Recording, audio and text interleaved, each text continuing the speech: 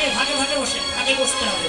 হ্যাঁ, ভাগে বসেন, আর পিছায় বসেন, পিছায় বসেন, এই যে পিছায় বসেন। এই জায়গাটা ফাঁকা দিতে হবে। এইদিকে আসেন, এদিকে আসেন। দিদি আর একটু পিছান তো, এইদিকে যান, এইদিকে সরেন, এদিকে সরেন। সব সখী এসে দাঁড়ালো। এবার সূর্যের মন্দিরে এসে রাধা গুরু মধ্যাহ্ন কালে তেরাই সূর্য পূজার ফলে কই যাবেন আপনি?